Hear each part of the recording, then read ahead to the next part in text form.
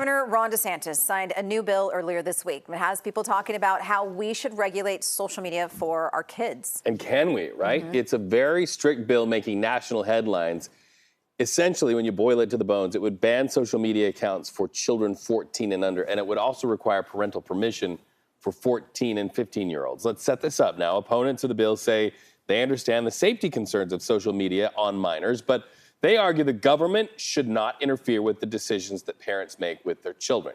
Supporters, though, want this bill to pass because it would ban formats based on features like notification alerts and autoplay of videos instead of their content. The way this bill is structured, it is not engaging in any regulation of speech. It is basically identifying functionality, that is causing harms, the addictive features.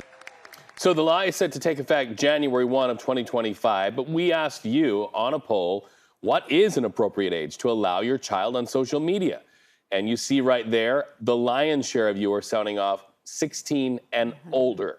That is the answer right there, trailed by 14 to 15, but a lot of parents and people who love kiddos weighing in on this one. Interestingly, and we found this out earlier, that the majority of the states that are starting to craft this legislation and see it passed like we saw in Florida are conservative states. And what's interesting to me, these are also states that are beating the drum saying conservative voices have been limited on social media. So interesting where they inject the influence, where the legislative process is concerned, and where they don't. And I'll be honest with you, I didn't realize that there were more states on board already implementing these type of things. So it really does kind of make you think about, and I also want to know if it's working and how they're regulating all of that. How are you going to control, who signs that paperwork from the kids' quote unquote parents? And and are they being fined? I think there's so much more to making it work than just signing it into existence. And people have a right to sort of parent their kids how they see fit. I think that's our right as parents. But I also see a bit of the advantage too, Reed, because sometimes social media scares me when our kids get on and what they get exposed to.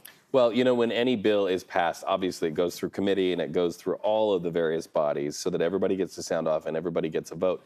And oftentimes experts weigh in on this. So what's fascinating to me, you've got to have seen, at least in committee, experts weighing in on how do we monitor this? And that really gets to the question of, should government be monitoring any of our social media accounts? We're talking about kids here. It sounds really nice, but do you want the government to have any power to look at and build in metrics to where they can follow and track what you're doing? And and think about this. We're going to a very, very big political year with the presidential election and how that weighs into what's being monitored and what we're getting in information. So we took to the streets to ask what you think is a mature enough age for children to sign up for socials. Here's what you had to say. I feel like maybe not until you're like 14. I think there's a lot of stuff going on, I guess, that can really influence them that they don't really know, especially when their parents aren't around. Try to hold off as long as possible. Hearing all these stats about the depression levels raising, self-esteem, and just missing out on more social interactions. I think it's a really big deal. One of them doesn't have one. He's opted out, 15. Okay. Told him to give him $1,000 on graduation if he never installed. It's a good motivation. Little college bonus. And the other, I think 15. So many interesting talking points on this one. I'm thinking about what's going on with TikTok and lawmakers wanting to ban TikTok. One of the arguments they make is that it could be an undue influence by the Chinese into the minds of our kiddos. So fascinating, again, to see where they are interjecting their influence. We're also seeing you take to X with some differing opinions. Back in the old days, we called it Twitter. Belle says, I'm so happy with the social media ban for kids 13 and younger in Florida. She says, I hope they make it more strict for the entire country. The internet is not a safe place for young minds. Yeah, and here's another quote-unquote tweet/X. So this is from Merla Singer, where she says, so it bans children under 14. Most social media sites are already set at 13. A person can still put any year they want. This was kind of my point. I fail to see the point of this. And to that point, kids can find their own way, and they will, and they do. So who's going to regulate it? Who's going to watch it, right?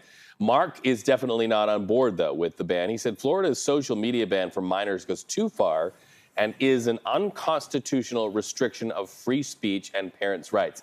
It's interesting. Ron DeSantis, the governor of Florida, built in those opening remarks that we showed right off the top of this.